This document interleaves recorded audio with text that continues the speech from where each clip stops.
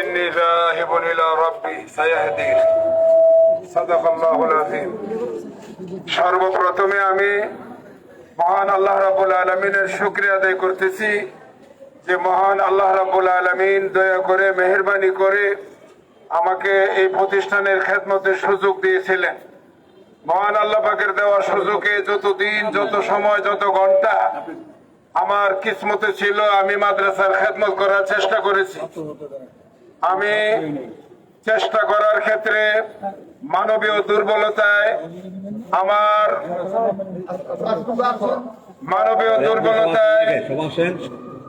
দায়িত্ব পালনে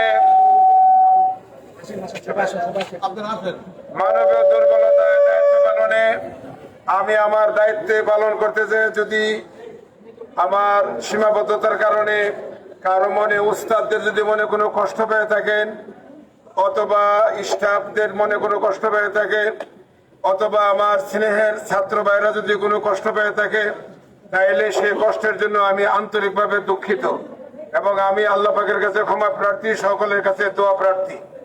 আমার ভাই ও বন্ধুগণ, বিশেষ করে আমি বলতে চাই আমাদের এই মাদ্রাসা জামিয়া আরাবিয়া দারুল উলুম দেওবন্দ মাদ্রাসার কমিটির সম্মানিত সদস্যগণ এবং উস্তাদগণ আমাকে অতীতে সহযোগিতা করেছে। সেই সহযোগিতায় আমি ওনাদেরকে আন্তরিক মোবারকবাদ ও ধন্যবাদ জানাই। আমার মনে এই মুহূর্তে উস্তাদ অথবা কারো ব্যাপারে কোন রকমের আপত্তি অভিযোগ নাই। আমি মনে করি আল্লাহর হুকুম ছাড়া গাছের পাতাও নড়ে না, সুতরাং হুজুরার দরকার নেই, গাছের পাতাও নড়ে না। সুতরাং আল্লাহর হুকুমে যা ছিল, যতটুকু ছিল এতটুকু হয়েছে। আমি শুধু এতটুকু বলতে চাই যে আজিজ তোলাবা, এরা হইল অবুজ, এরা আমার সন্তানের তুল্য। প্রতিটি ছাত্র আমি তাদের চেহারায় চিনি, তাদেরকে নিয়ে আমি ডিল করেছি, তাদেরকে আমি সবাই চিনি। আমার সন্তান যদি এমন করতো আমি কি করতাম? মানুষের ভিতরে ভুল বুঝাবুঝি হয়। এই মুহূর্তে আমি আমার সকল স্নেহের ছাত্রদেরকে ক্ষমা করে দিলাম। ছাত্রের প্রতি আমার কোনো আক্ষেপ, আন্তরিকতা নাই। তবে এতটুকু কথা, ছাত্র ভাইরা, আমার জন্য আন্দোলন করার প্রয়োজন ছিল না। বিনা আন্দোলনে আমি চলে যাচ্ছিলাম। নির্বাচনের পরে আমি চলে যাব, এই কথা সভাপতিকে আমি অনুরোধ করেছিলাম, সেক্রেটারিকে অনুরোধ করেছিলাম, আমাদের কামাল সাহেবকে অনুরোধ করেছিলাম যে আমি বুঝতেছিলাম যেন আমার সময় হায়াত কমে আসছে।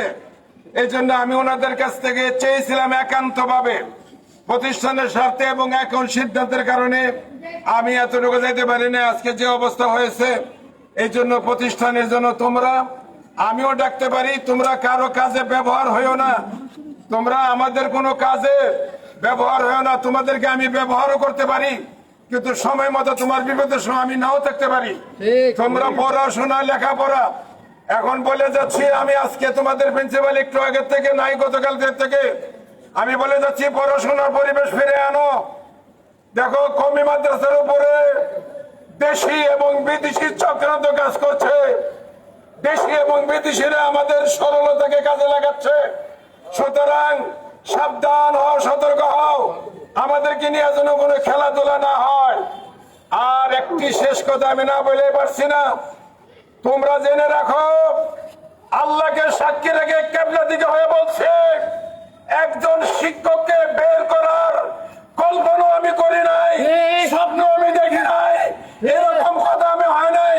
এমন যদি কল্পনা করে থাকে, এখন বাসায় যাওয়ার আগে আসমানি গজব আমাকে ধ্বংস করে দাও, ধ্বংস করে দাও, ধ্বংস করে দাও। এটা একটা প্রতারণা, এটা একটা মিথ্যা। আমি জানি আমার এই মিথ্যাটার উদ্ঘাটন হবে না। আমি জানি কমিটি পারবে না, আশা করি তাও পারবে না। আসল উদ্দেশ্য কামিয়াব হয়ে গেছে, আমি নাই, কিন্তু এটা মিথ্যা। এই মিথ্যার উপরে আমি কোন ওস্তাদকে বহিষ্কার করার স্বপ্নও দেখি নাই, কল্পনাও দেখি নাই। আমি আমার কমিটিকে বলবো, আমি আমার এলাকাবাসীকে বলবো, আমার মতো কোন প্রিন্সিপাল যেন আর এভাবে বিদায় হইতে না হয়। সুতরাং এর রহস্য আপনারা বের করবেন, এর রহস্য আপনারা বের করবেন। পিছনে কিভাবে ব্রেড গেল, কিভাবে এটা হলো, এটা শুধু দাবি। আমার দাবি হইল শুধু তদন্তের, যদিও তদন্ত হবে কিনা আমি বিশ্বাস এই দেশে কিছু করা যায় না প্রভাবের কারণে, এই কথাগুলো বলে উস্তাদদেরকে ধন্যবাদ, শিক্ষকদেরকে ধন্যবাদ, কমিটির সবাইকে ধন্যবাদ জানিয়ে ছাত্রদেরকে আমার সন্তান হিসেবে সকলকে মাফ করে দিলাম। বিশেষ করে সকল ছাত্রকে মাফ করে দিলাম। সবচেয়ে বেশি ভূমিকা রাখায় তাকে স্পেশাল মাপের ঘোষণা দিচ্ছি। একটা ছেলের দাওরার অনেক সহযোগিতা আমাকে নিয়েছে, কিন্তু সেই নেতৃত্ব দিয়েছিলেন আপনার নাকি যেন নাম, তাকে আলাদাভাবে মাফ করে দিলাম। হুজুর রাজনৈতিক ভাবে এই প্রভাবটা যে না, এটা ব্যাপারে আমার কোনো রাজনীতি